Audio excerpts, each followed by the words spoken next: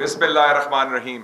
سب سے پہلے تو میں جماعت اسلامی کی قیادت اور بڑی خاص طور پہ جو حافظ نعیم الرحمان صاحب آئے ہیں، انہوں نے نیا جذبہ، نئی جان اور نیا کرنٹ ڈال دی ہے جماعت اسلامی میں، ماشاءاللہ میں مبارکباد دیتا ہوں۔ اور لیاقت بلوچ صاحب تو ہمارے بہت پرانے ساتھی، دوست، بھائی، ہمسایہ، اور ہماری فیملی ساری ان کی مداح بھی، ووٹر بھی ہیں، ان کو بھی مبارکباد دیتا ہوں۔ اور آصف لقمان قاضی صاحب کو بھی، کیونکہ ان کے والد محترم قاضی حسین احمد صاحب بڑی شفقت ہمارے گھر بھی آتے تھے، اور انہوں نے he was the architect of 5 February, اور انہوں کا آئیڈیا تھا، انہی کا انیشیٹو تھا، اور مجھے خوشی ہے کہ جماعت اسلامی اس کو آگے لے کے چل رہی ہے۔ آج کی نشست بڑی اہم ہے۔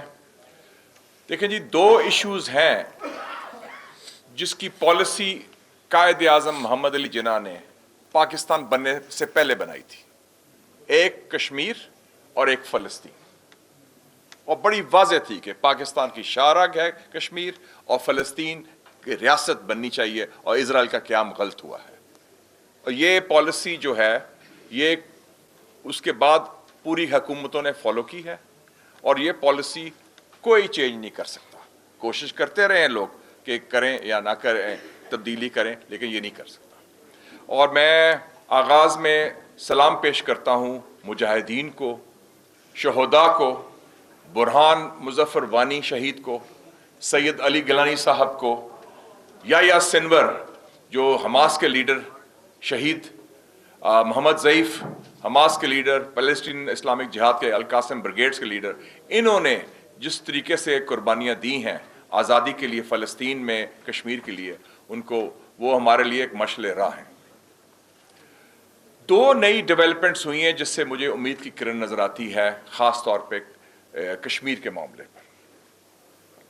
ایک تو یہ ہے کہ جو فلسطین کے اندر جس طرح حماس نے اسرائیلی دہشت گردی کا مقابلہ کیا، اور اسرائیل نے کہا تھا امریکہ کے ساتھ مل کے اور مغرب کے ساتھ کہ ہمارا ایک مقصد ہے اس جنگ کا، کہ ہم خدا نخواستہ حماس کو صفحہ ہستی سے مٹا دیں گے۔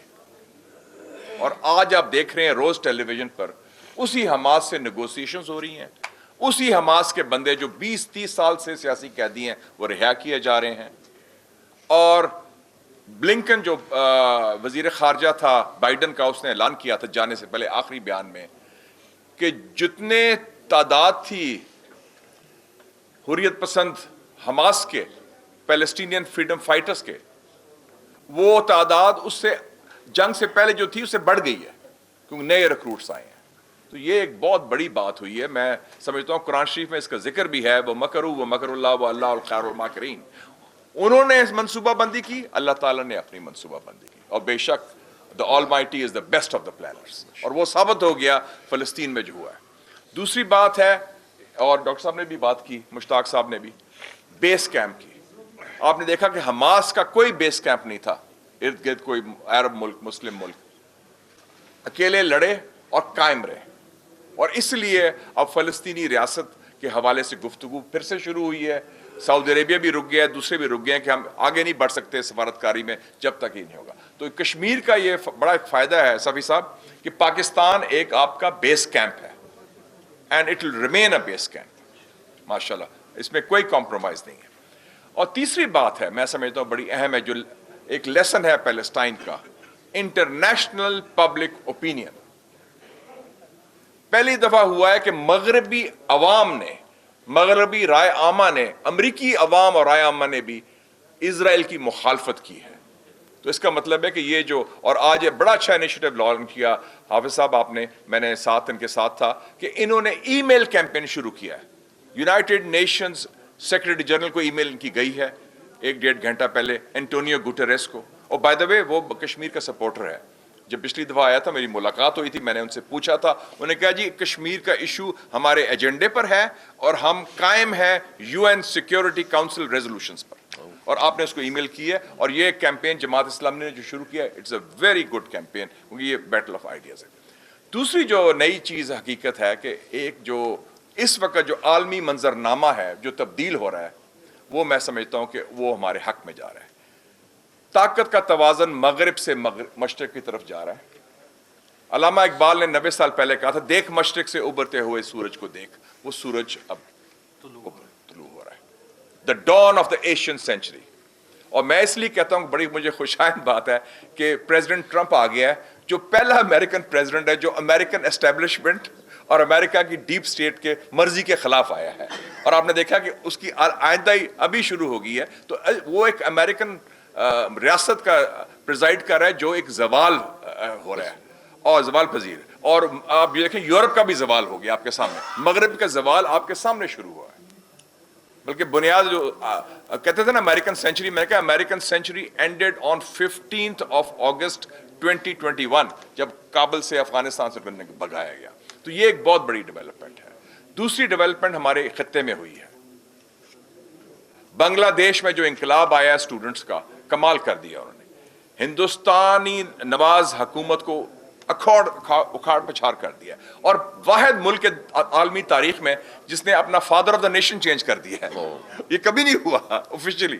یہ بہت بڑا انقلاب آیا ہے، اور اس میں میں جماعت اسلامی کو مبارکباد دیتا ہوں کہ آپ کے پروفیسر غلام اعظم صاحب، ان کے صاحبزادے کو جس نے 30 سال سے رکھا ہوا تھا، اور مطلب sword of honour winner brigadier, اور ان کو جیل میں ایسا رکھا ہوا، اور بھی سیاسی قیدی تھے. تو یہ ایک، اور شری لنکا میں لیفٹسٹ اور پروگریسو گورنمنٹ آئی ہے اینٹی انڈیا، مالدیوز میں، نیپال میں ماوسٹ گورنمنٹ آئی ہے. تو یہ سارا جو اس خطہ ہے یہ تبدیل ہو گیا ہے. مودی آئسولیٹڈ ہے اس میں، یہ واضح رہے. یہ کہتے تھے نا یہ ہاتھ ملتے ہیں سارے. اور تیسری بات یہ ہے، ابھی چائنیز نیو ایئر چل رہا ہے، ختم ہوا، ایک ہفتے کی چھٹی ہوتی ہے. انہوں نے جو نیو ایئر کا تحفہ دیا ہے امریکہ کو، مغرب کو، ڈیپ سیک، آرٹیفیشل انٹیلیجنس میں، ہائی ٹیکنالوجی میں، انہوں نے امریکہ مغرب کو پیچھے چھوڑ گئے.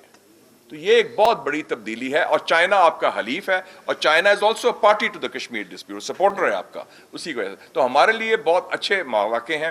سب سے بڑا چیلنج ہمارے لیے کیا ہے، جو صافی صاحب نے بھی پوائنٹ کیا، ڈیفیٹزم، خوف. جب انڈیا کی بات ہوتی ہے اسٹریٹجک کلیئرٹی نہیں، یہ تجارت شروع کر دیں جی، وہ بات شروع کر دیں، اپیزمنٹ شروع کر دیں. اور پچھلی ملٹری اسٹیبلشمنٹ نے خود یہ کہا کہ نہیں ہم تو لڑ نہیں سکتے، ہم کیا کیا جائے. وہ بات کرتے ہیں، سیز فائر بھی کروا دیا، وہ اس کو بیل آؤٹ کیا. میں نے اس کو بھی کہا تھا کہ یہ جو انڈیا نے سیز فائر کی بات کی ہے، ان کو خوف ہے چین کا، چین کو سے مار پڑی ہے. یہ چین اور پاکستان کے ساتھ وہ سمجھتے ہیں اکٹھے ہو کے ہمیں نہ کریں، اس کو بیل آؤٹ ہم نہیں کریں گے. تو ابھی بھی مجھے افسوس ہے کہ پہلی دفعہ ہوا ہے، میں نے تو دیکھا ہے، قائد اعظم نے کیا کہا تھا، their heroes are our villains and our heroes are their villains. ہمارے ہیرو ان کے ولن ہیں، ان کے ولن ہمارے ہیرو ہیں. اور ہمارے ہاں ادھر کچھ لوگ یہ تو سیم پیج میں آ گئے مودی اور آر ایس ایس کے ساتھ، کہ وہ کہتے ہیں جی محمود غزنی لٹیرا تھا، احمد شاہ عبدالی کے بارے میں بات کرتے ہیں جو مسلم ہیروز ہیں. تو we should have strategic clarity on that. Zulfikar Ali Bhutto شہید کی اسٹریٹجک کلیئرٹی تھی 65 میں، انہوں نے جو کہا تھا، اینڈ دیٹ کنٹینیوڈ. تو یہ ہمارا بڑا امپورٹنٹ ہے کہ ہندوستان کے بارے میں بی ویری کلیئر. ہندوستان اور اسرائیل میں کوئی فرق نہیں. ایک گریٹر اسرائیل کی بات کرتا ہے، ایک اکھنڈ بھارت کی بات کرتا ہے. اور یہ دہشت گردی کی بات کرتے ہیں، برہان مظفر وانی ہو، شہید ہوں یا یاسر سنوار ہوں، دے آر مجاہد، یہ حریت پسند فائٹرز ہیں. اور یہ انٹرنیشنل لا کے تحت ان کا جو مسلح جد و جہد ہے وہ جائز ہے. اور اس کی تائید چائنا نے خود کی تھی. چائنیز مندوب نے مارچ 2024 میں انٹرنیشنل کورٹ آف جسٹس میں سب ممالک نے اسٹیٹمنٹ دیا تھا. انہوں نے کیا کہا تھا، چائنیز کا واحد تھا جنہوں نے یہ کہا تھا. انہوں نے کہا تھا، میں کوٹ کرتا ہوں چائنیز اسٹیٹمنٹ کا، 22 مارچ میں غالباً 2024 کی بات ہے. انہوں نے کہا تھا کہ under international law and the UN charter, people living under foreign military occupation have the right for armed struggle and armed resistance. مسلح مزاحمت اور مسلح جدوجہد جائز ہے بین الاقوامی قوانین کے تحت. تو یہ they should be very clarity on that. آئندہ کے لیے کیا کرنا ہے، انہوں نے بڑا زبردست ڈاکیومنٹ تیار کیا ہے. صرف میں نے 2-3 پوائنٹس ایڈ کر دیے ہیں کہ اس میں فلسطین کا ذکر کر دیں، کیونکہ وہ انسپریشن ہے جو فلسطین میں حماس نے جو اور فلسطینی عوام نے اسٹرگل کیا ہے. قاسم فقتوسہ کا ذکر نہیں، وہ کر دیں. نہیں اس میں یہ نہیں ہے کہ لائک دوز آف پیلسٹائن ذکر ہے. میرے خیال میں انسپریشن اردو انگریزی میں نہیں تھا، میں نے انگریزی والا پڑھا ہے. اور وہ اس میں آپ نے لکھا ہے रॉ का लिखा है, raw for is disruptive activities in Pakistan. मैं कहता हूं ये बहुत कमजोर है। India we condemn raw for its Indian state terrorism. 4 सालों में 20 दफा उन्होंने हमला किया है पाकिस्तान में, वॉशिंगटन पोस्ट ने भी कहा है, और आपने देखा है कि वो कनाडा में भी उन्होंने मारे हैं। तो ये रियासती दहशतगर्दी है, क्योंकि वो बात करते हैं तो इसमें थोड़ा सा स्ट्रॉन्ग लैंग्वेज हमें जरूर इस्तेमाल करनी चाहिए। और इंटरनेशनल लॉ के तहत मैं 2-3 आखिरी बात करना चाहता हूं। ये साल 2025 100 साल उनकी तकरीबात हिंदुस्तान में हो रही हैं। आरएसएस का साल है।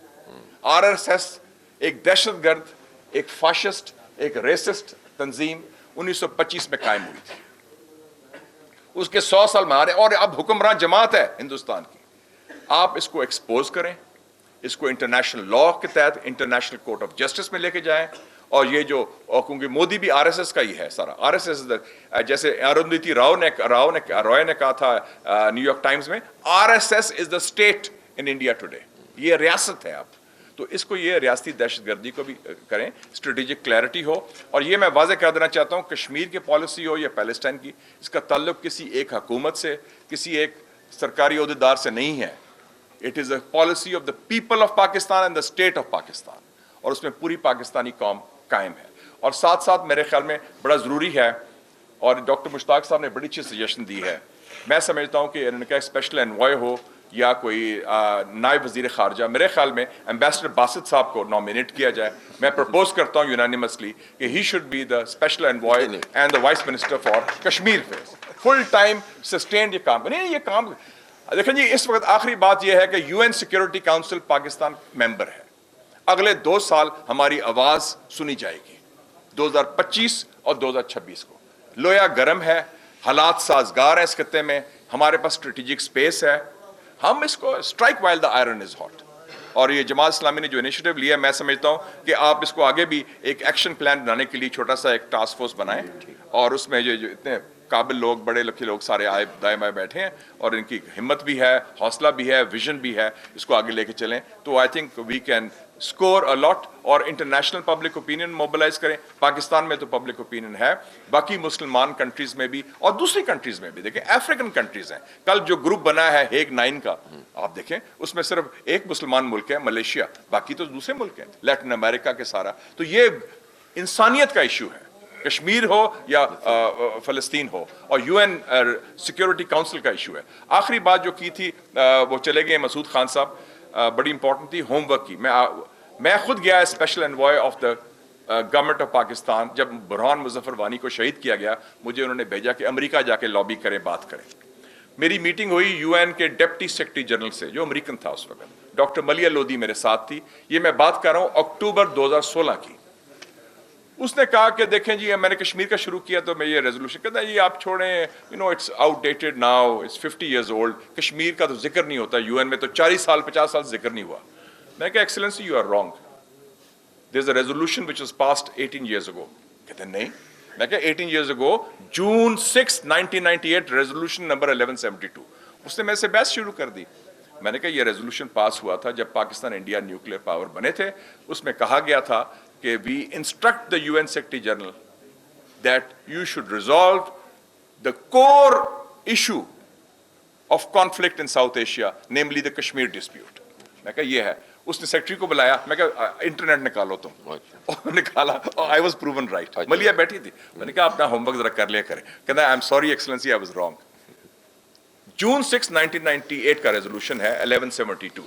तो वो मैं समझता हूँ कि बड़ा ज़रूरी है कि हम जाते हैं अपना होमवर्क करके जाएं, हिम्मत हौसले के साथ जाएं। हम जाते हैं अपना ज़ाती काम के लिए, ये हाथ मलते रहते हैं, ये पसीने छूटते हैं। ये इशू जो है, इस पर मैं जमात इस्लामी को फिर मुबारकबाद देता हूँ। It's a very great and timely initiative, और आपने लिया है, और हम बिल्कुल ये मिल के सारा आगे लेके चलेंगे। और इसलिए मैं कहता हूँ कि एक्शन प्लान भी बना दें, ठीक, ये हुकूमत पर डिपेंड ना करें। एंड लियाकत बलोच साहब, आपको बड़ी मुबारक हो। आपको तो हमारी दोस्ती है जब से बड़े जबरदस्त स्टूडेंट लीडर थे। He was the jar of Punjab university, jar, बादशाही थी इनकी। और अभी भी माशाल्लाह दबंग और दलेर है और दानिशमंद है।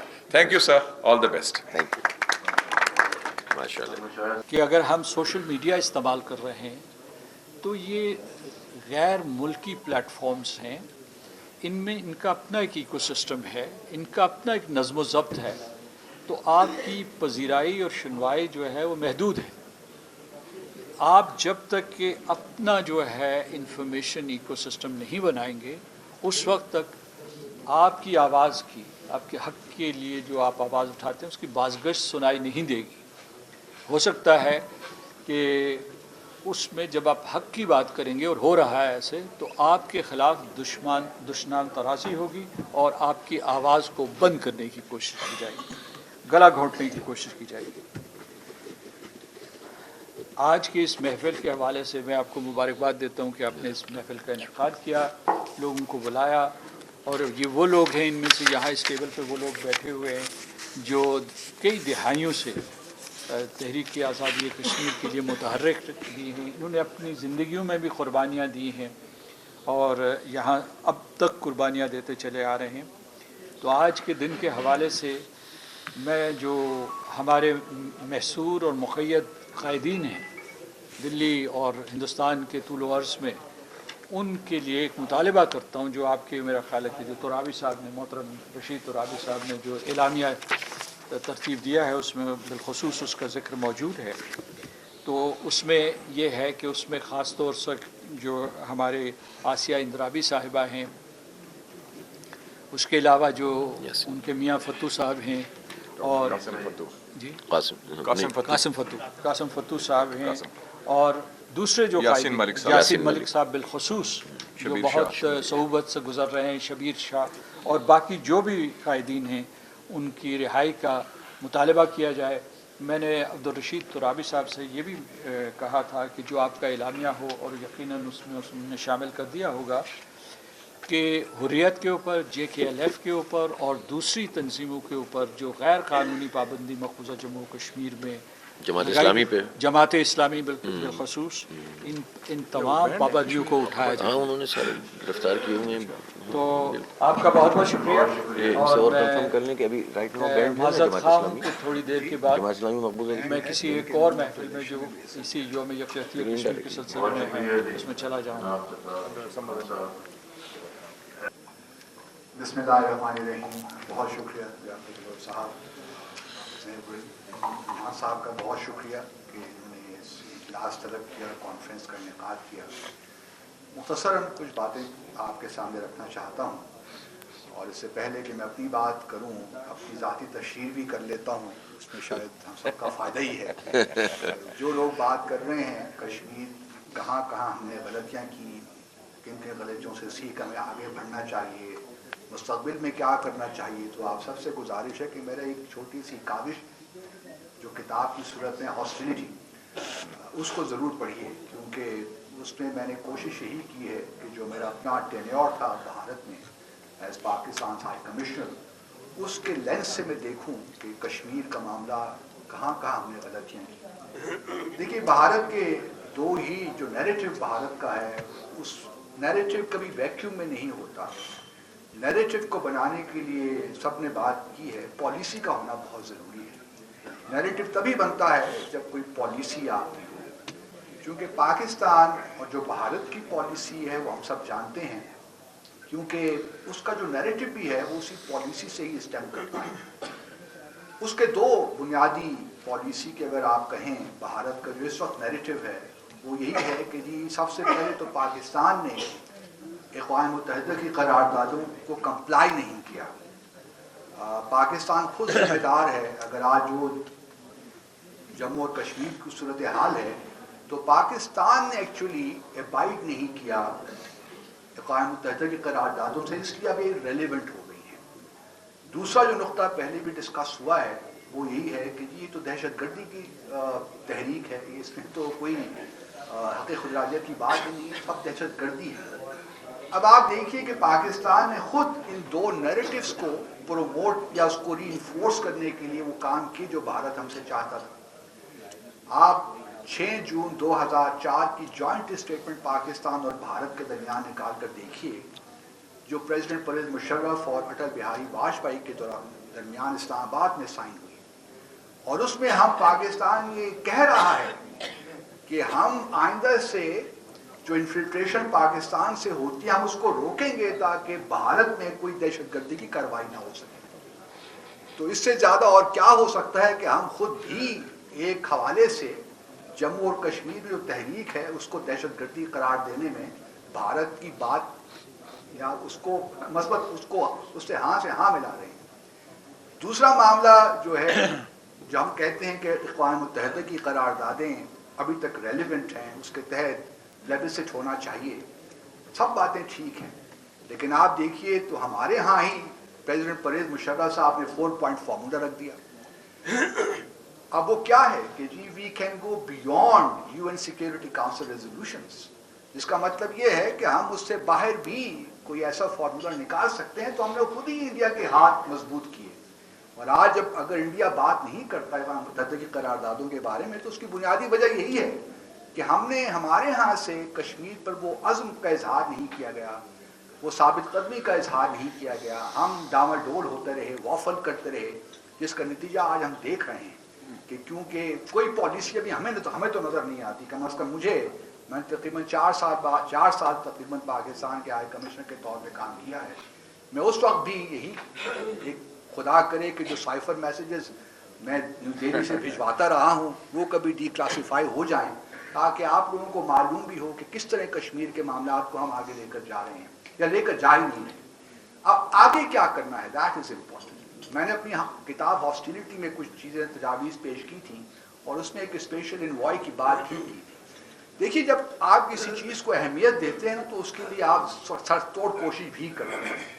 एक फोकल पॉइंट का होना बहुत ज़रूरी है पाकिस्तान में, जो कि पूरा इसमें कश्मीर मामला किस तरह हल हो सकता है।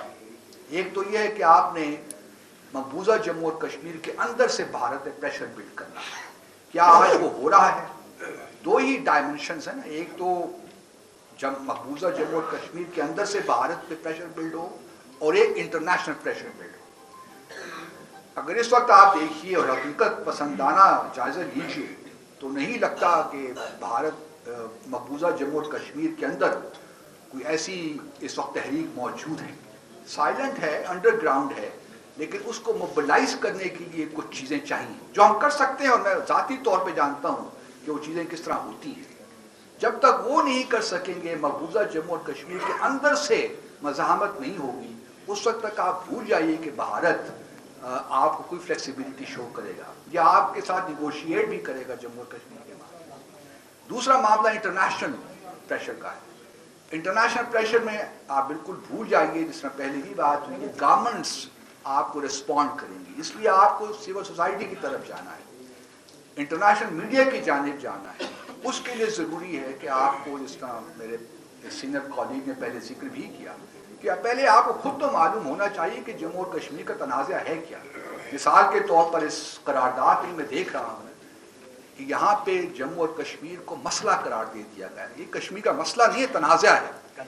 पहले तो ये क्लैरिटी आप लोगों के में होनी चाहिए कि इशू और डिस्प्यूट में बहुत फ़र्क होता है। सियाचिन इशू हो सकता है, वाटर इशू हो सकता है, लेकिन जम्मू और कश्मीर मसला नहीं है, तनाज़ा है पाकिस्तान। तो जहाँ जहाँ भी मेरी गुजारिश है, इस करारदाद में जहाँ जहाँ इशू लिखा है उसको तनाज़ा कीजिए, और जहाँ जहाँ आपने कश्मीर लिखा है उसको जम्मू और कश्मीर कीजिए। ये चीज़ें बड़ी अहम होती हैं, इनके न्यूएंसेस होते हैं सफारतकारी में, क्योंकि आप जहाँ कश्मीर लिखते हैं तो उसका मतलब कुछ और होता है, जब जम्मू और कश्मीर लिखेंगे तो मसला।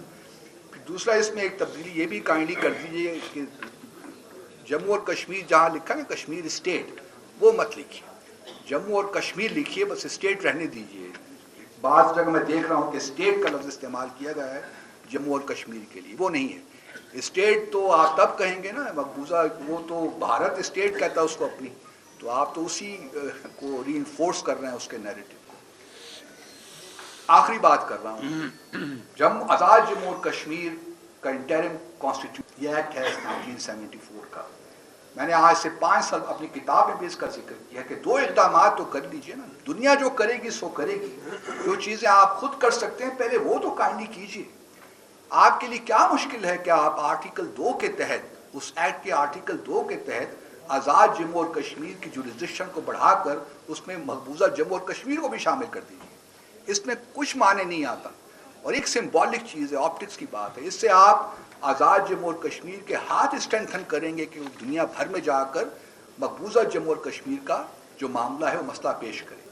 दूसरा, आर्टिकल 11 के बारे में कहा, प्लेबिसिट एडवाइजर, یہ کون سا مشکل کام ہے؟ ڈاکٹر صاحب مشتاق صاحب نے اس کا ذکر کیا، پہلے بھی ہوا 1990 میں شاید ممتاز حسین راٹھور صاحب کی حکومت تھی، ان کے زمانے میں اس پلیبسٹ ایڈوائزر مقرر کیا گیا تھا، لیکن آج ہمیں اس کی تو اس قدر ضرورت ہے جو ڈیموگرافک چینجز کی بات ہو رہی ہیں، کم از کم اس کو ہم کاؤنٹر تو کس طریقے سے کریں۔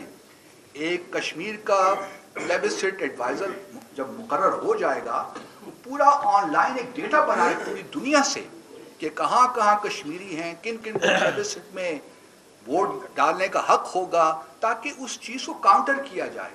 لیکن یہ تجویز بھی جو ہمارے اپنے ہاتھ میں ہے ہم وہ نہیں کرتے، تو ہم دنیا سے ہی توقع رکھتے ہیں کہ وہ ہمارے لیے آ کر کشمیر کی آواز بلند کریں گے۔ ایسا ہوتا نہیں ہے دنیا میں۔ اب ہم یونائٹڈ نیشن سیکیورٹی کونسل کے ممبر بھی ہیں 2 سال کے لیے۔ سینیٹر مشاہد صاحب نے بڑی زبردست بات کی کہ اس وقت دیکھیے موقع ہے، یہ جو ممبرشپ ملتی ہے نان پرماننٹ ہی صحیح، یا 10-12 سال کے بعد پھر ہمیں یہ موقع ملے گا، تو اس وقت جو ہے ہمیں کچھ سوچنا چاہیے کہ ہم اپنی جو ممبرشپ ہے اس کو کس طرح ایکسپلائٹ کر سکتے ہیں، کس طرح بہتر طریقے سے اس کو یوٹیلائز کر سکتے ہیں۔ جولائی کے مہینے میں پاکستان کو صدارت ملے گی UN سیکیورٹی کونسل کی 1 ماہ کے لیے، وہ ماہ ہمارے لیے بڑا امپورٹنٹ ہے۔ آیا ہم صرف 2-3 سیمینار کر کے بات ختم کر دیتے ہیں، یا پھر آرٹیکل 94 جو UN چارٹر کا ہے اس کے تحت کچھ کوشش کرتے ہیں کہ یہ معاملہ اگر اور کوئی صورت نہیں ہو سکتی تو کم از کم کوئی فارمل ایکسٹینشن ہی ہم کروا لیں UN سیکیورٹی کونسل کا۔ ہم تو آج تک OIC کا کوئی اسپیشل سیشن کشمیر پہ نہیں کروا سکے، تو ہم یونائٹڈ نیشن سیکیورٹی کونسل سے کیا کروائیں گے؟ اس کی بنیادی وجہ یہ ہے کہ دنیا ہمیں دیکھتی ہے کہ ہمارا اپنا جو ایک ہماری جو پالیسی ہے، جو ہمارا اسٹانس ہے کشمیر پہ، اس پہ ہم سیریس نہیں ہیں۔ ہم صرف اپنی ڈومیسٹک کنزمپشن کے لیے یہ کانفرنسز بھی کروا لیں گے، یہ سیمینار ہی منعقد ان کا بھی انعقاد ہو جائے گا، لیکن یقین جانیے سب کچھ میں پچھلے 12 سالوں سے کر رہا ہوں۔ اصل معاملہ یہی ہے کہ ہماری سنسیریٹی آف پرپس کیا ہے اور سیریسنس آف پرپس کیا ہے۔ اگر ہم دونوں چیزوں میں ہیں ہمارے میں تو کوئی وجہ نہیں ہے۔ میں قطعاً مایوس نہیں ہوں، لیکن اداس ضرور ہوں، اس میں کوئی شک نہیں ہے، کیونکہ میں نے خود اپنی آنکھوں سے کشمیر کے معاملے میں اور اس ڈسپیوٹ میں پاکستان کے رویے میں جو تبدیلیاں آئی ہیں اور سیریس تبدیلیاں آئی ہیں ان کو دیکھا ہے۔ ایک طرف آپ کہتے ہیں کہ ہم 5 اگست 2019 کے بعد ہم کوئی مذاکرات نہیں کریں گے بھارت کے ساتھ، دوسری جانب آپ ان کے ساتھ مذاکرات نہیں بلکہ سیز فائر ایگریمنٹ کر رہے ہیں 25 فروری 2021 کو۔ یہ کہاں کی سفارت کاری ہے؟ مجھے تو سمجھ نہیں آتا کہ ریاست پاکستان جب کہتی ہے کہ جموں اور کشمیر ہماری شہرگ ہے تو شہرگ کے ساتھ اس طرح سلوک نہیں کیا جاتا۔ بھارت بہت سے سکم ہیں، یہ ساری ہماری حکمت عملی کوئی نہیں ہے۔ اب دیکھیں نا 5 فروری یار میں ذاتی طور پہ جانتا ہوں کہ اس وقت فنڈز اپروو ہو رہے ہیں تمام ہمارے جو سفارت خانے ہیں ان کو ایونٹ ارینج کرنے کے لیے کہ وہاں پہ کوئی ایونٹ ارینج ہو جائے۔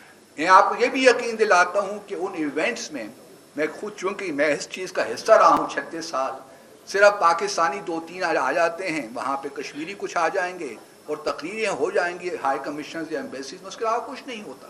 ہمارے سفیر بھی بڑی معذرت کے ساتھ اور ہمارے جو منسٹرز بھی جاتے ہیں، شاید مشاہد صاحب بھی جاتے رہے ہیں۔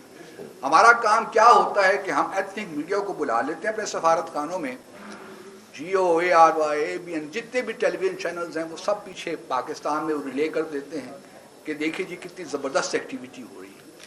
کوئی بھی آج تک مجھے بتائیے کوئی سفیر ہمارا کسی BBC پہ آپ کو نظر آیا ہو کشمیر معاملے پہ بات کرتے ہوئے؟ کوئی US نیٹ ورک میں کوئی سفیر؟ میرے 2-3 انٹرویو آئے آپ تھے، کے، میں سفیر کی بات کر رہا ہوں، سفیر اچھا میں سفارتکاروں کی بات کر رہا ہوں۔ ہم نے کیا آپ تھا، کے ڈیفینیٹلی ہیں، سب کچھ سیاستدانوں نے کام یقیناً کیا ہے، لیکن ہمارا معاملہ یہ ہے کہ اکا دکا جو چیزیں ہیں نا اسپوریڈک، یہ فٹس اینڈ اسٹارٹ میں کام نہیں ہوتا۔ اگر کشمیر آپ کی ترجیح ہے تو اس کے لیے ایک مضبوط جامع حکمت عملی کی ضرورت ہے۔ آپ کے پاس بہت ٹولز اویلیبل ہیں، یہ نہیں ہے کہ آپ کے پاس اسپیس نہیں۔ ٹھیک ہے بھارت کی اس وقت ایک بڑا کلاؤڈ ہے ریجنل انٹرنیشنل، لیکن آپ کے پاس بھی ہے، آپ کے پاس ڈائسپورا ہے۔ UK میں اتنا زبردست ڈائسپورا ہے کشمیری، لیکن آپ اس سے کام نہیں لے رہے۔ آپ نے اس کو ڈیوائڈ کر دیا along پولیٹیکل لائنز، وہ آج آپ کے ساتھ کھڑا ہی نہیں ہوتا۔ US میں آپ جائیے سفارت خانے اور پاکستانی کمیونٹی کے درمیان ایک خلیج سی پیدا ہو گئی ہے، اس طرح لنڈن میں بھی یہی حال ہے۔ تو ہم نے چونکہ کشمیر کو ایک صحیح معنی میں اس کو وہ ترجیح نہیں دی، اس لیے آج ہم اس وقت یہاں پہ ہیں. اس کے لیے بہت محنت کی ضرورت ہے، لیکن شروعات اپنے گھر سے کرنی ہے. جو اسٹیپس آپ خود لے سکتے ہیں آپ کو پہلے وہ خود لینے چاہیے، تاکہ دنیا کو یہ معلوم ہو کہ آپ سیریس ہیں. اگر آپ خود جو کام آپ کر سکتے ہیں اور آپ نہیں کرتے تو دنیا سے یہ توقع نہ رکھیں کہ وہ آپ کے ساتھ کھڑی ہوگی. اور یہ آخری بات کہ اس میں کنسسٹنسی چاہیے، پرسویرنس چاہیے، ایک سسٹینیبلٹی کا ایلیمنٹ آنا چاہیے. یہ نہیں ہے کہ آج ہم نے ایک سیمینار کیا بات ختم ہو گئی، دوسرا سیمینار کیا بات ختم ہو گئی. اگر آپ نے بھارت پہ انٹرنل پریشر رکھنا ہے تو اس کے لیے میں بالکل سید سینیٹر صاحب کی بات کو انڈورس کرتا ہوں. ایک انٹرنیشنل پرنسپل ہے ایرگو اومنس، اس کے تحت لیجیٹیمیٹ ہے ایون آرمڈ اسٹرگل بھی، اور اس انٹرنیشنل لا کے تحت انٹرنیشنل کمیونٹی پہ یہ لازم کیا جاتا ہے کہ وہ ایون آرمز بھی سپلائی کرے اس جد و جہد کو. لیکن آج ہم اپولوجیٹک ہیں اباؤٹ کشمیر اسٹرگل، چونکہ ہم خود سنسیئر نہیں ہیں اس کشمیر کاز کے ساتھ. تو اللہ تعالیٰ ہم سب کو ہمت دے اپنے اپنے طور پہ جہاں جہاں بھی ہم موجود ہیں. دعا یہی ہے کہ ہم ایک اجتماعی ایک صورت ایسی پیدا ہو جہاں واقعی ریاست پاکستان کشمیر کی جانب جو ہمارا سفر ہے، کشمیریوں نے بہت قربانیاں دی ہیں، کوئی شک نہیں ہے، لیکن ہم دیکھ رہے ہیں جو حماس کے ساتھ ہو رہا ہے. 50,000 لوگ 16 مہینے میں شہید ہو گئے. لیکن جو ضمیر ہے انٹرنیشنل، وہ آج بلکہ بن نتنیاہو امریکہ پہنچ گیا ٹرمپ سے ملاقات کے لیے. تو یہ تو ریاستی دہشت گردی کا تو اب یہ حال ہے. انٹرنیشنل لا جو بھی ہے اس کے تحت ہی ہم نے کام کرنا ہے، لیکن ابھی بھی ہمارے پاس اسپیس ہے، بہت کچھ کیا جا سکتا ہے، پرووائڈیڈ کہ ہم خود ہمیں کلیئرٹی ہو کہ ہم کیا چاہتے ہیں. بہت بہت شکریہ. ماشاءاللہ. بسم اللہ الرحمن الرحیم. سب سے پہلے میں اس قومی کشمیر کانفرنس میں شریک تمام ہی عمائدین ان کا شکریہ ادا کرتا ہوں، اور میں سب کے نام لینا مشکل ہو جائے گا. خاص طور پر حریت کانفرنس کا ایک بہت ہی بھرپور وفد یہاں پر شریک ہے، اور یہ ایک بڑی اہم بات ہے کہ آزاد جموں و کشمیر کی پوری قیادت اور حریت کانفرنس کی پوری قیادت اور پاکستان سے بھی ایک قیادت یہاں پر موجود ہے، اور سب ایک پیج پر ہیں. اور یہی ہمارے اس کشمیر کے معاملے کا اہم پہلو بھی ہے کہ ہم سب کو یکجہتی کے ساتھ اور مل کر اپنی چیزوں کو ایک رکھنا چاہیے اور پھر اس کے اوپر آگے پیش قدمی کرنی چاہیے. ظاہر ہے کشمیر کا معاملہ ایسا ہے، اس پہ اس کے تاریخی پس منظر پہ بھی بہت بات ہو سکتی ہے، اس کی اسٹرگل پہ بھی بہت گفتگو ہو سکتی ہے، لیکن ہمیں بحیثیت قوم کے یہ بات سمجھ لینی چاہیے کہ کشمیریوں نے واقعی بہت لازوال قربانیاں دی ہیں. معمولی بات نہیں ہے کہ 1 لاکھ کے قریب لوگ شہید ہو جائیں اور ہزاروں لوگ جیلوں میں موجود ہوں، پوری لیڈرشپ پابند سلاسل ہے اور ان کی آواز دبائی جاتی ہے. اور افسوسناک بات یہ ہے کہ ان کی آواز تک رسائی نہیں ہے. ہیومن رائٹس کی تنظیمیں وہاں پر جا کر اپنی رپورٹنگ نہیں کر سکتی، میڈیا کو پابند کر کے رکھا ہوا ہے.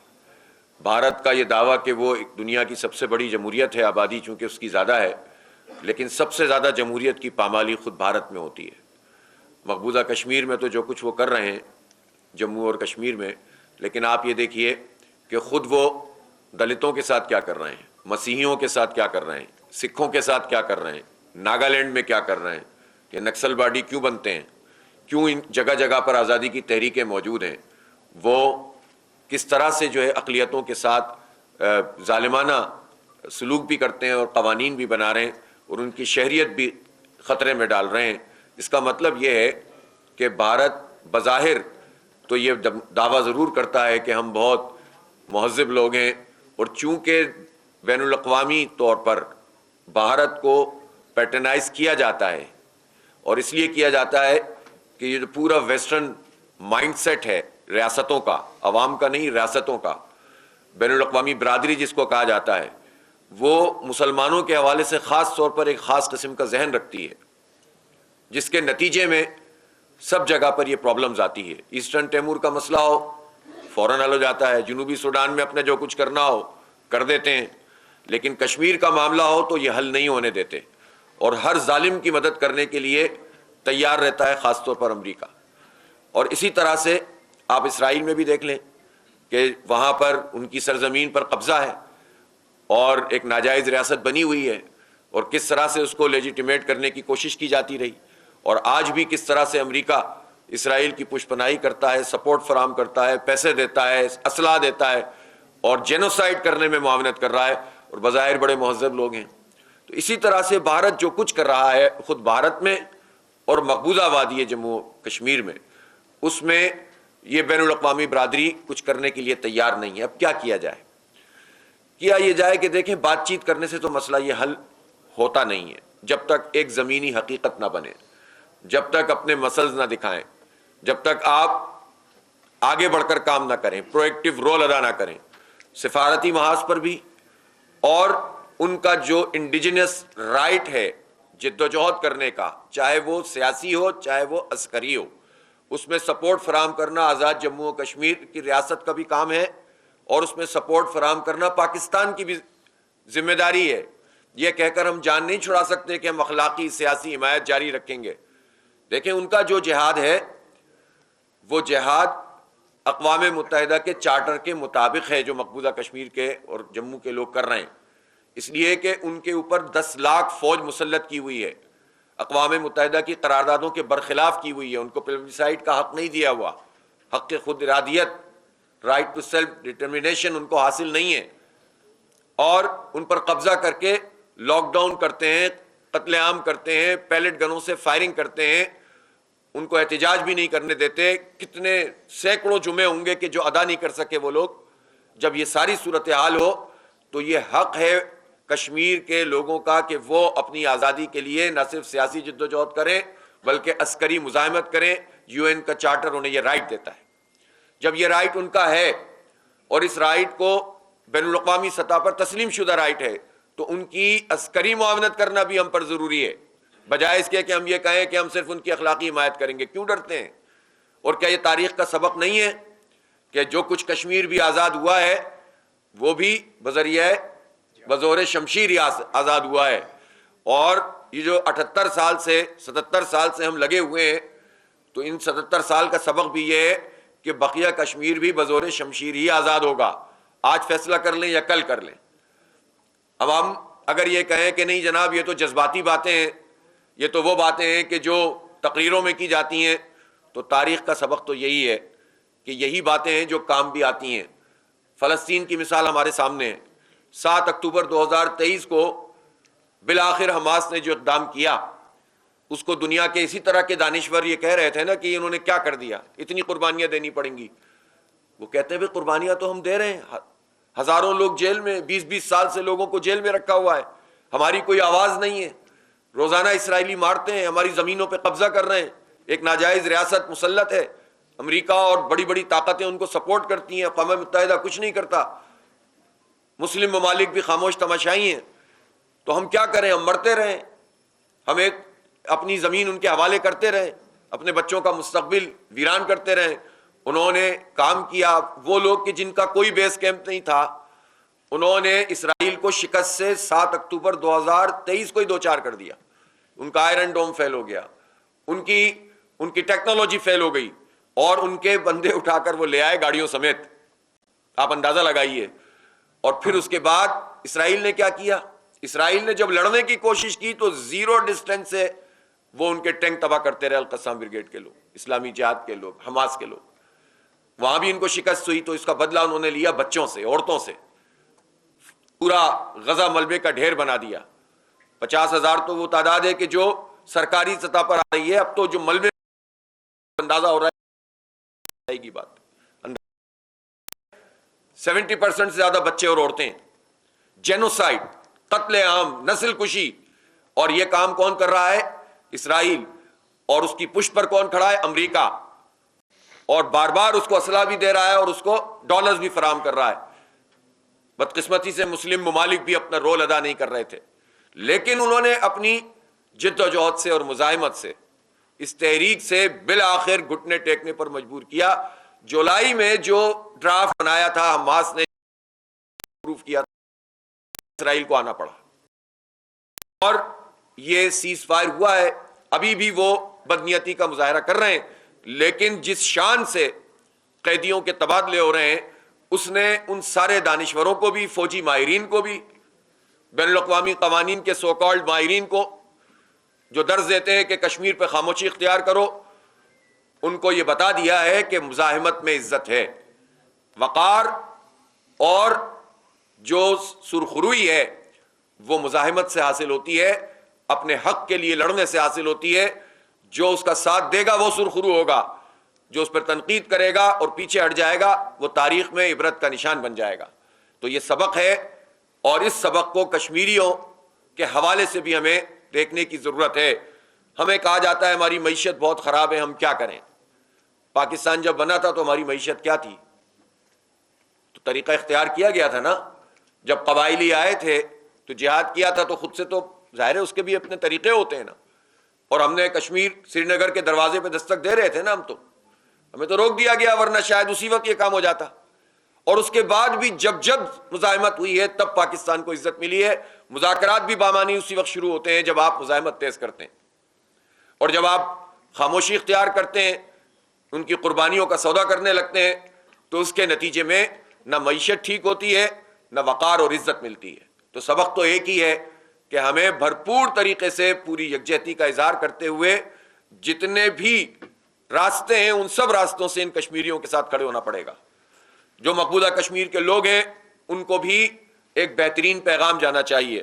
اگر ماضی میں یہ غلطیاں سب سے ہو گئی ہیں، پہلی بات تو یہ ہے کہ اس حکومت کی بھی اور فوجی رجیم کی بھی یہ ذمہ داری بنتی ہے کہ باجوہ صاحب کے حوالے سے جتنے بیانات آ رہے ہیں کشمیر پر، ان کو اس کی وضاحت کرنی چاہیے، اور پاکستان کی اسٹیٹ پالیسی کو اثر نو بہت واضح اور طاقتور طریقے سے سامنے آنا چاہیے۔ اقوام متحدہ کی قراردادیں ہمارا بالکل پالیسی میں بالکل واضح موقف ہے، اور مقبوضہ کشمیر اور جموں کے لوگوں کی حمایت کرنا اور ان کی اس پوری تحریک کو لیجیٹیمیٹ تحریک قرار دینا، اور اس طرح کے کسی بھی بات سے بچنا کہ اس کو ٹیررزم کے کھاتے میں ڈالا جائے، اس پر وضاحت کی جائے۔ اگر یہ پلوامہ حملے کے بعد معذرت خواہانہ رویہ اختیار نہ کیا جاتا، بھئی پلوامہ حملہ جو کچھ بھی تھا، اگر انڈیجنس وہاں کسی نے کوئی کام کیا تھا تو ہمیں معذرت کرنے کی کیا ضرورت تھی؟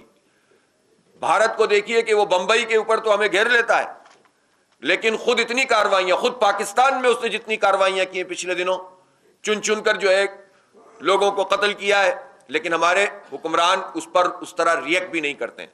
اب یہ معذرت خواہانہ رویہ ترک کیجیے اور ڈٹ کر بھارت کی مذمت کیجیے۔ دیکھیں بھارت تو اس وقت دنیا میں آئسولیٹ ہو رہا ہے۔ جو اس نے کینیڈا میں کام کیا، اس نے جو امریکہ میں کام کیا، تو ساری حمایت کے باوجود امریکہ کی، خود امریکی عوام میں رد عمل آیا، اور بالآخر امریکہ نے بھارت سے باز پرس کی کہ تم نے کیسے وہاں پر سکھ رہنما کو قتل کر دیا۔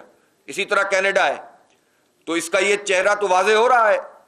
پھر اس کے بعد بھارت جو جس طرح بنگلہ دیش میں رسوا ہوا ہے، میں حیران ہوں کہ پاکستان میں ایسے لوگ کیسے پیدا ہو جاتے ہیں کہ جو ایک طرح سے بھارت کے وکیل بن جاتے ہیں، ایک طرح سے وہ کوئی بات ناراضی آپ کی کسی آرمی چیف سے، پچھلے والے سے دوستی تھی، اس والے سے ناراضی ہو گئی، تو آپ اس ناراضی کے چکر میں پاکستان توڑنے کی حمایت کرنا شروع کر دیں۔ ایسے لوگ بھی پیدا ہو جاتے ہیں کہ جو یہ پاکستان کے وسیع تر مفادات کے خلاف بات کرنا شروع کرتے ہیں، اور حکمران طبقہ سب سے زیادہ ذمہ کہ وہ اپنا صحیح موقف پیش نہیں کرتا بلکہ معذرت خواہانہ رویہ اختیار کرتے ہیں۔ دیکھیں وہی بنگلہ دیش ہے، وہی ہندوستان ہے، وہی باتیں ہیں، لیکن بنگلہ دیش میں کیا ہوا؟ بنگلہ دیش میں یہ ہوا کہ وہاں کے نوجوان نکلے اور انہوں نے اس پورے نیریٹو کو اٹھا کر پھینک دیا۔ 17 سال سے بھارت کے زور پر جو حکومت کر رہی تھی حسینہ واجد، اس کو ایئر لفٹ نہیں ملتی تو پتہ نہیں کیا حشر ہوتا۔ اور آج آپ بنگلہ دیش چلے جائیں، سب کی ایک ہی بات ہے کہ ہمیں پاکستان سے بات چیت کرنی چاہیے اور انڈیا کو دیس نکالا دینا چاہیے۔ یہ ہم کوئی غیر حقیقت پسندانہ بات نہیں کر رہے۔ ابھی پبلک اوپینین پول کر لیجئے وہاں پر، یعنی جتنا زہر گھولا گیا تھا، جتنی باتیں کی گئی تھیں، جتنے کتابیں لکھی گئی تھیں، جتنا نصاب پڑھایا گیا تھا، ہم ابھی اس وقت اس بحث میں نہیں پڑھ رہے کہ ہمارے حکمرانوں طبقے کی جو غلطیاں تھیں وہ تھیں، عسکری لوگوں کی بھی غلطیاں تھیں، پولیٹیکل لوگوں کی بھی غلطیاں تھیں، مینڈیٹ کو تسلیم ہونا چاہیے تھا۔ لیکن اس سب کے باوجود جس طرح سے پورٹرے کیا جا رہا تھا کہ جیسے پورا بنگلہ دیش اور سارے بنگالی عوام وہ پاکستان کے خلاف ہیں اور انڈیا کے حامی ہیں، وہ سب الٹ کر رہ گیا۔ اب وہاں پر سارے کے سارے یہ بات کر رہے ہیں کہ پاکستان سے باوقار مذاکرات بھی ہونے چاہیے، تجارت بھی ہونی چاہیے، اور اب تک تو یہاں تک بات ہو رہی ہے کہ وہاں عسکری اعتبار سے بھی معاہدے ہونے چاہیے، اور ہم یہ سمجھتے ہیں کہ یہ وہ وقت ہے کہ جب ہم یہ بنگلہ دیش کے عوام کو یہ اعتماد دیں کہ ماضی کی تلخیاں جو کچھ ہو گئیں وہ ہو گئیں، اب تو جو ہمارا جو نیوکلیئر ویپن ہے وہ بنگلہ دیش کے عوام کا بھی محافظ بنے گا، یہ معاہدہ ہونا چاہیے۔ اس کے نتیجے میں آپ دیکھیں کہ انڈیا مزید کتنا آئسولیٹ ہوگا۔ خود انڈیا میں جو تحریکیں ہیں وہ آہستہ آہستہ گیئر اپ ہونا شروع ہو گئی ہیں۔ جب انڈیا اس پوزیشن میں کھڑا ہوا ہے، اور وہ جو اب کی بار 400 پار کی بات کر رہے تھے نریندر مودی صاحب، تو ان کو تو وہ اہداف حاصل نہیں ہوئے، خود وہ اپنے یعنی جس جگہ پر بابری مسجد موجود ہے اجودھیا، وہاں سے ہار گئے۔ آپ اندازہ لگائیے کہ جو ان کے گڑھ تھے وہاں سے انہیں شکست ہوئی ہے۔ اس کا مطلب یہ ہے کہ جو ان کا ہندوتوا کا اور اکھنڈ بھارت کا جو پورا میسج ہے وہ میسج بھی اب کسی ایک جگہ آ کے رک گیا ہے۔ وہ ایک ریسسٹ کے طور پر، وہ ایک نسل پرست کے طور پر اپنا کام کر رہے تھے، اور یہ پوری آر ایس ایس اس کی پشت پر کھڑی ہوئی ہے، لیکن وہاں خود ہندوستان میں ایسے باضمیر لوگ موجود ہیں کہ جنہوں نے ان کا راستہ روکنا شروع کیا ہے۔ جب وہ اتنی مشکل میں ہیں تو ہم کہیں کہ جناب چلنے دو، ابھی اپنی معیشت ٹھیک کریں، آلو پیاز کی سیاست کریں، تجارت کریں، تو یہ آلو پیاز ٹماٹر کی تجارت سے تو یہ مسئلہ حل نہیں ہوگا۔ باوقار طریقے سے کشمیریوں کی پشت پر کھڑا ہوں، پوری قوم کو اعتماد میں لیں۔ یہ اے پی سی گورنمنٹ کو کرنی چاہیے تھی۔ مذاکرات تو ہوتے ہیں نا، اپنے بدترین مخالفین کے ساتھ بھی مذاکرات تو ہوتے ہیں، اپوزیشن بھی کرتی ہے، حکومت بھی کرتی ہے۔ تو جس طرح فلسطین پہ بھی ہم نے انیشیٹ کیا اور چلیں اس پر گورنمنٹ نے اے پی سی بلا لی تھی، تو یہ صرف اے پی سی سے بھی مسئلہ حل نہیں ہوگا۔ بالکل میں اس بات کی تائید کرتا ہوں کہ پاکستان کی گورنمنٹ کو اس کا اہتمام کرنا چاہیے کہ پرائم ذمہ داری تو ہماری پرائم منسٹر کی ہی ہے، لیکن باقاعدہ جس کو فیڈرل منسٹر کا ٹائٹل حاصل ہو، صرف کشمیر کمیٹی قرار دے کر یہ مسئلہ حل نہیں ہوتا۔ اس کے لیے اسپیشل ایفرٹ کرنی چاہیے، اور مشاہد صاحب کی بات سے میں تائید ہی کر دیتا ہوں، میں نہیں نام لیتا، لیکن یہ ہے کہ گورنمنٹ کو اس پہ انیشیٹ کرنا چاہیے۔ البتہ اس کے ساتھ ساتھ جو کرنے کا کام ہے، پوری دنیا میں لابنگ کی جائے، پوری دنیا میں جہاں جہاں لوگ بولنے والے، لکھنے والے، پڑھنے والے، ان تک اپنا موقف پہنچائیں۔ اتنا سیدھا موقف ہے کشمیر کا کہ جس پہ کسی راکٹ سائنس کی ضرورت نہیں ہے سمجھانے کے لیے۔ آپ بتائیں گے لوگوں کی سمجھ میں آ جائے گا، یو این کی قرارداد موجود ہے، یہ سب کچھ بھارت نے کیا ہے، یہ اس کی ہسٹری ہے، اور اس طرح سے جو ہے اس نے 370 اور 35A ختم کر کے اپنی ٹیریٹریز کو بنا لیا ہے، تو یہ کس کی سمجھ میں نہیں آئے گی، لیکن سمجھانے والا تو کوئی ہو۔ لہذا ڈپلومیٹک محاذ پہ بھی کام کی ضرورت ہے، اور میں یہ بھی کہنا چاہتا ہوں کہ پاکستان کو اپنی مجموعی خارجہ پالیسی، اس کو بھی از سر نو دیکھنے کی ضرورت ہے۔ ہم یہ سمجھتے ہیں کہ جو ہمارے ملک کی سرحدوں کے حالات ہیں، افغانستان کے ساتھ ہمارے معاملات کو بہتر ہونا چاہیے۔ مذاکرات کے ذریعے سے، بات چیت کے ذریعے سے، ایک دوسرے کے مفادات کا تحفظ کر کے ہم نے ایک دوسرے کے لیے بہت قربانی دی ہے، پاکستان نے میزبانی کی ہے، اور پاکستان نے بہت کچھ سہا ہے۔ خود افغان حکومت کو بھی ذمہ داری کا مظاہرہ کرتے ہوئے اپنی سرزمین کو پاکستان کے خلاف استعمال نہیں ہونے دینا چاہیے۔ لیکن اگر کوئی غلط فہمیاں یا مسائل موجود ہیں تو اس کا حل یہ ہے کہ ہم برادر اسلامی ملک کے ساتھ بیٹھیں اور بات کریں، اور اس کے لیے پارٹیوں کو انوالو کریں، علماء کرام کو انوالو کریں۔ ہم اس کے لیے معاونت کرنے کے لیے تیار ہیں، اور کسی بھی صورت میں پرامن رہنا چاہیے ہمارے یہ بارڈر۔ یہ افسوس کی بات نہیں ہے، یہ ہمارے دشمنوں کی کامیابی نہیں ہے کہ جس بارڈر 2000 تقریباً 2500 کلومیٹر کے اس بارڈر پہ قائد اعظم نے کہا تھا کہ اس قبائلی بیلٹ پہ تو ہمیں فوج رکھنے کی ضرورت نہیں، اور اس کے بعد 50 سال تک یہ کام ہوتا رہا، لیکن صرف کچھ لوگوں کی پالیسیوں کے نتیجے میں جو امریکہ کا ساتھ دیا ہم نے، اور سب سے پہلے پاکستان کا جھوٹا نعرہ لگایا، اس نے 150 سے 200 بلین ڈالر کا ہمیں نقصان پہنچایا، اور 1 لاکھ کے قریب لوگ ہمارے شہید ہوئے، جس میں فوجی جوان بھی موجود ہیں اور سویلینز بھی موجود ہیں۔ اور جتنا انفلٹریشن سی آئی اے نے کیا، را نے کیا، بھارتی را گھس بیٹھی، اس نے وہاں اس وقت افغانستان میں جتنے سفارت خانے تھے ان کو را کے اڈے بنا دیا، اور قتل عام میں وہ ملوث رہے، بم دھماکوں میں ملوث رہے، اور اس کے نتیجے میں ہمیں اتنا بڑا نقصان ہوا۔ آج ہمیں اس عزم کی ضرورت ہے کہ اس بارڈر کو اور ان کے وہاں کے لوگوں کے حالات کو بھی درست کریں، بلوچ عوام کو بھی اعتماد دیں، پختون عوام کو بھی اعتماد دیں، ان کے ایشوز کو ریزالو کریں، نان کائنیٹک ایکشن جو نیشنل ایکشن پلان میں تھے اس پر عمل کیا جائے۔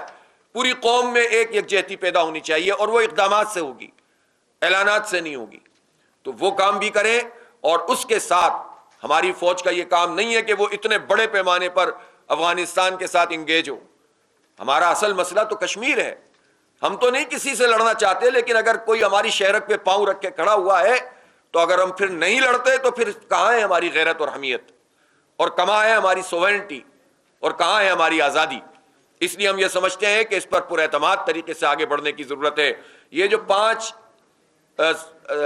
2019 5 اگست میں جو کاروائی کی تھی, 7 کو شاید اپروو کیا تھا اس نے صدر نے, تو اس نے جو کاروائی کی تھی کہ 370 اور 35A کو وڈرا کیا تھا اور اس کو اپنی ٹیریٹری بنایا تھا. اس وقت اگر پاکستان کی گورنمنٹ اور پاکستان کے تمام ادارے اور تمام پولیٹیکل پارٹیز ایک پیج پر آ کے یہ ڈیسیژن لیتے کہ ہم اپنی آرمی کو موو کرنا شروع کریں گے, آپ یقین کریں پوری دنیا سامنے آ جاتی. 2 نیوکلیئر پاور میں جب اس طرح کی پوزیشن ہوتی ہے تو پوری دنیا آ کر بات کرتی ہے, اور جب آپ نظر انداز کر دیتے ہیں اور چند نمائشی اقدامات کر کے پیچھے ہٹ جاتے ہیں تو وہ پھر مزید آگے بڑھتا ہے. تو بھارت کو آئسولیٹ کرنے کی ضرورت ہے, ایکسپوز کرنے کی ضرورت ہے, خود مقبوضہ کشمیر کے عوام کو اعتماد دینے کی ضرورت ہے. اور میں آج کی اس قومی کشمیر کانفرنس کے توسط سے مقبوضہ جموں و کشمیر کے عوام کو یہ کہنا چاہتا ہوں کہ پاکستانی قوم آپ کے ساتھ کھڑی ہے, 25 کروڑ لوگ آپ کے ساتھ کھڑے ہیں. پاکستان کسی حکومت کے کسی ایک یا 2 لوگوں کا یا کسی فوج کے جنرل کا نام نہیں ہے, پاکستان کے عوام کا نام ہے.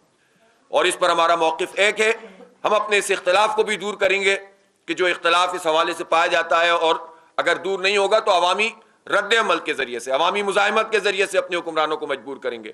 ہم یہ سمجھتے ہیں کہ آج کے دن خاص طور پر یہ APC یا قومی کانفرنس یا 5 فروری یہ کوئی روٹین کی 5 فروری نہیں ہونی چاہیے کہ بس آئیں 2-4 پروگرام کریں اور اس کے بعد چلے جائیں.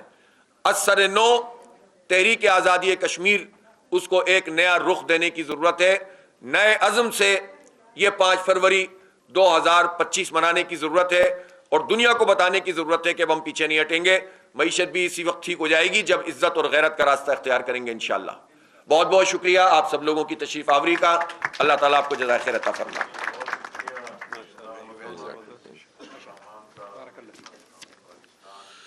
بلا شبہ پاکستان میں جماعت اسلامی نے ہمیشہ کشمیر کاز کے لیے کانفرنسز منعقد کی اور مختلف پولیٹیکل پارٹیز کو ہمیشہ مدعو کرتے رہے. اور آج بھی جو کانفرنس جناب امیر جماعت اسلامی نے بلائی اور جس میں مختلف پولیٹیکل پارٹیز کو مدعو کیا, یہ وہ کمٹمنٹ نظر آتی ہے کشمیر کاز کے ساتھ آپ کی جماعت کی, اور بلا شبہ دیگر سیاسی جماعتوں کی بھی کمٹمنٹ ہے کشمیر کاز کے ساتھ. بہت ساری باتیں ہو چکی, ایمبیسڈر باسط صاحب نے بھی بہت ساری باتیں کی, اور میں سمجھتا ہوں کہ ہم ماضی کو بالکل دہراتے ہیں نئی نسل کو بتانے کے لیے کہ پچھلے 47-48 آنورڈ کشمیری بھائیوں کے ساتھ کس طرح ظلم اور بربریت ہوتی رہی مقبوضہ کشمیر میں. لیکن وے فارورڈ ڈھونڈنا بہت ضروری ہے. خالی ہم گفت و شنید کر کے اٹھ جائیں تو میرا خیال ہے وہ مسائل کا حل نہیں ہے. ہمیں جس نشست میں بھی ہیں ہم ضرور سجیسٹ کریں کہ وے فارورڈ کیا ہے اس کشمیر ایشو کو ریزالو کرنے کے لیے. بنیادی بات میں سمجھتا ہوں کہ جب ریزولوشنس پاس ہوئے کشمیر پہ, اور جو انسیڈنٹ ہے 2019 کا 5 اگست اس کو اگر آپ ذہن میں رکھیں تو جو فریمرز آف کانسٹیٹیوشن تھے ہندوستان کا آئین بنانے والے, انہوں نے آرٹیکل 370 اسی لیے رکھا اس میں کہ کشمیر ایک ڈسپیوٹڈ جگہ ہے. یہ انہوں نے اکنالج کیا اس وقت کی قیادت نے کہ کشمیر جو ہے ڈسپیوٹڈ ہے, اور اس لیے انہوں نے یہ پروویژن رکھی گئی تھی.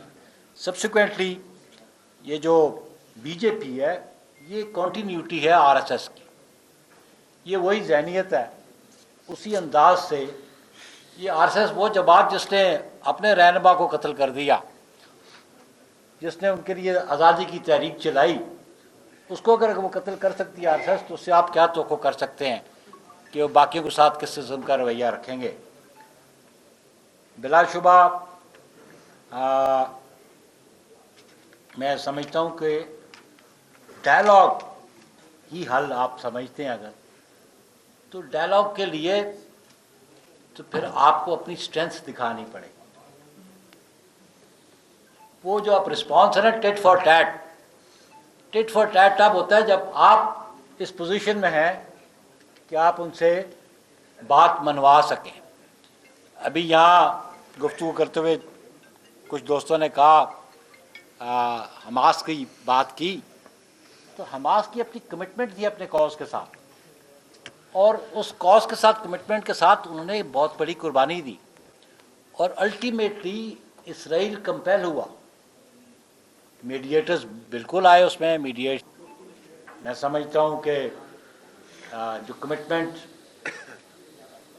پاکستان کے عوام کی ہے کشمیر کاز کے ساتھ، اور پاکستان پیپلز پارٹی تو بالکل اس پالیسی کو فالو کرتی ہے جو قائد عوام شہید ذوالفقار علی بھٹو نے دی، اور محتمہ بھی ان کو فالو کرتی رہی۔ اور آپ کو علم ہوگا کہ 88-89 میں جو موومنٹ مقبوضہ کشمیر میں تھی، تو اس وقت کس جماعت کی حکومت تھی پاکستان میں؟ میں سمجھتا ہوں کہ ابھی جو ریسنٹ انسیڈنٹس ہوئے ہیں سب کانٹیننٹ میں، پرٹیکولرلی بنگلہ دیش کو، آلموسٹ 750 ملین مسلمان ہیں سب کانٹیننٹ میں،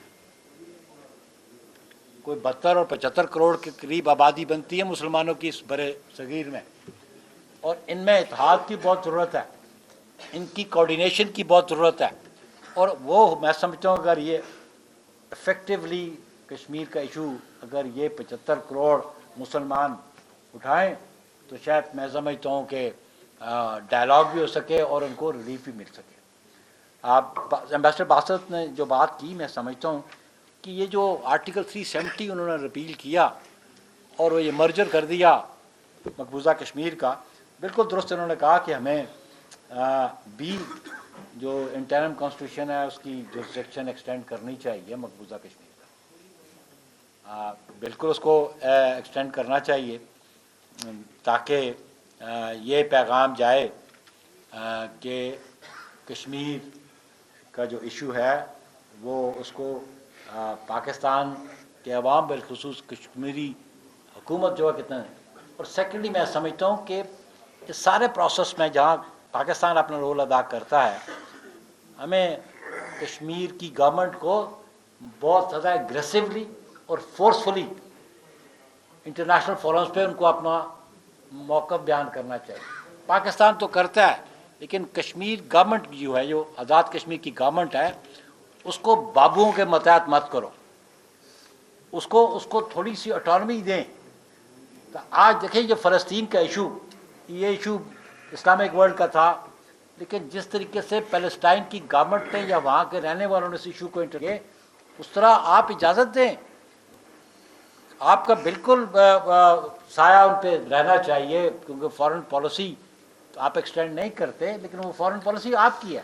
لیکن کشمیر ایشو پہ میں سمجھتا ہوں کہ جو کشمیر کی گورنمنٹ ہے اس کو زیادہ اگریسولی، زیادہ فورسفلی انٹرنیشنل فورم سے اپنے ایشو کو لے کے جانا چاہیے، اور ہم امید کرتے ہیں کہ پاکستان کی تمام سیاسی جماعتیں کشمیر پالیسی فارمولیٹ کرنے کے لیے بالکل ایک میز پہ بیٹھنا چاہیے ان کو، اور کشمیر پالیسی فارمولیٹ کرنی بھی چاہیے، کیونکہ اب بہت عرصہ ہو گیا، 77 ایئرز بہت زیادہ ہیں، اور کشمیری عوام نے بالخصوص کشمیر کی مقبوضہ کشمیر کے عوام نے بے شمار قربانیاں دی ہیں، اور وہ ڈیموگرافی جو چینج کرنے کی کوشش کی جا رہی ہے، اس کو رجسٹ آپ تب بھی کر سکتے ہیں کہ آپ یکجہتی کے ساتھ ان کے ساتھ کھڑے ہوں، اور انٹرنیشنل فورمز پہ ضرور بات ہونی چاہیے۔ پھر میں یہ عرض کر دوں، مشاہد صاحب چلے گئے ہیں، کہ چیزیں بہت ساری انٹرنیشنلی ریجنلز ہو گئی ہیں۔